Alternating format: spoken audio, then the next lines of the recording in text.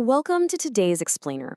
We're acting as a sort of documentary intelligence engine right now, and our mission is to reveal the hidden biological forces that are quietly governing your resilience, your aging process, and your cognitive performance. We're going to peel back the layers of what you might consider to be just thoughts and uncover the invisible operating system that is actually running your entire life. So let's dive right into this investigation by asking a pre-fundamental question. Are our thoughts really just fleeting, harmless ideas? Or are they physical, biological forces actively shaping our reality? As we're about to see, a single thought can literally trigger a physiological cascade that permanently alters both your nervous system and your brain's architecture.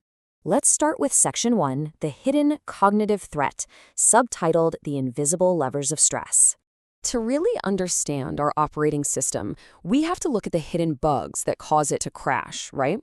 And that starts with a specific cognitive distortion known as should statements.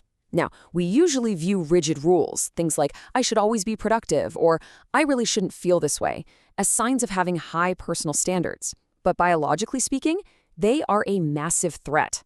When reality inevitably doesn't match up with these totally inflexible rules, your brain interprets that gap as actual danger. These statements activate a self-critical schema, which turns your own internal dialogue into a severe threat response. This spikes your stress levels and generates profound emotional suffering through feelings of guilt and shame. Moving on to Section 2, the neuroscience of affirmation, decoding the valuation network. Well, if a rigid thought triggers our stress network, you'd probably think the cure is just generic positive thinking, right? Actually, science shows that kind of wishful thinking often backfires completely. Telling yourself, I am successful and confident, when you secretly feel super insecure, creates massive cognitive dissonance. It just highlights the gap between where you are and where you want to be, which makes you feel so much worse. The real, hidden mechanism for success here is using authentic, action-oriented value affirmations, saying something like, I value learning from my mistakes. By shifting away from fixed adjectives to active verbs and core values, you intrinsically motivate yourself and effectively engage your brain's internal reward circuits. When you focus on a core value, there is quite literally a physical battle being won inside your skull. You activate the ventral medial prefrontal cortex and the ventral stratum, which releases a massive surge of dopamine. But here's the deeper mechanism at play. These regions send an override code to actively suppress the anterior insula. That's your brain's primary threat and pain center. So you aren't just thinking happy thoughts, you are biologically downregulating your threat system. It's a real game changer. Which brings us to Section 3, shielding brains under stress, subtitled The Carnegie Mellon Discovery. To see the real-world consequence of this biological override, we look to a landmark study out of Carnegie Mellon testing how brains perform under heavy evaluative pressure. This completely changes how we understand stress. Look at chronically stressed individuals who didn't do any affirmation. They suffered a devastating 50% drop in creative problem solving. Stress-induced cortisol actively impaired their executive function. But stressed individuals who completed just a brief value affirmation, they performed at the exact same high level as their low-stress peers. A simple, structured mental exercise physically shielded their cognition from the deeply damaging effects of chronic stress. Let's look at how to actually do this in Section 4, Catch, Check, and Change the Clinical Override Code. If you want to rewrite these distorted thoughts in real time, cognitive restructuring gives us this exact 3-step manual override sequence. Step 1 is catch. You actively monitor your internal monologue and catch that automatic negative should statement. Step 2 is check. You step back and objectively evaluate if there's any actual evidence supporting that thought. And step 3 is change. You replace that rigid thought with a balanced, realistic, value-based alternative.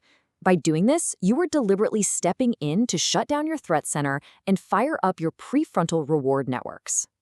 But to take this from a superficial mental exercise into a fully embodied physiological state, researchers suggest adding a 4th tier. They call it somatosensory embodiment. Basically, by combining your verbal change with targeted physical movement, things like rhythmic walking or deep breath work, you actively engage your motor cortex and your somatic nervous system.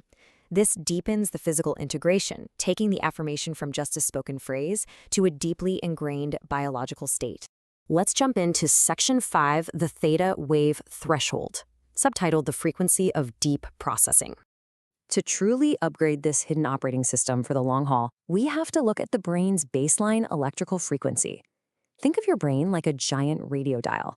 We normally exist in beta when we're actively focused on something, or alpha when we're just kicking back and relaxing.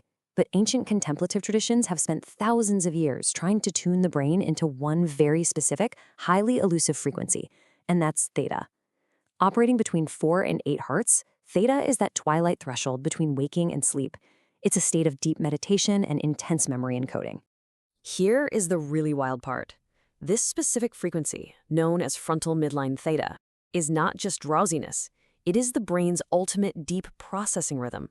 And remarkably, it is generated in the exact same medial prefrontal cortex regions we just talked about activating with those value affirmations.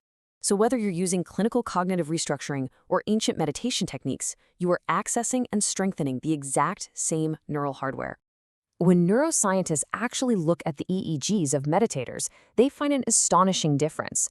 Novices basically just relax. Their brains shift down into alpha waves. But the experts, the ones with thousands of hours of practice, they deliberately plunge their brains straight into theta.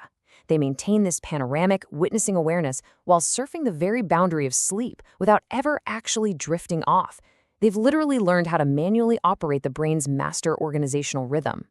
Which leads us to our final section, Section 6, Rewiring Your Biological Baseline, Upgrading the Operating System. So what happens when you repeatedly sustain these deep theta states over an entire lifetime? Well, researchers found that in advanced practitioners, the brain's baseline electrical architecture had been permanently changed. The effects persisted even when they weren't meditating.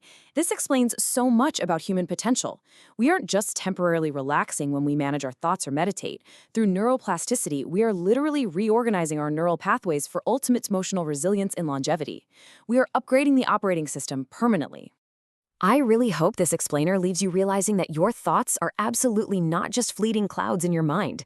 They are the literal architects of your biology. Every rigid should statement is a biological stressor, and every value-based affirmation or moment of deep theta focus is a biological shield. So, now that you've discovered the hidden biological levers of your own mind, how will you rewrite your cognitive code today? The power to completely change your human potential is sitting right inside your skull, just waiting to be activated.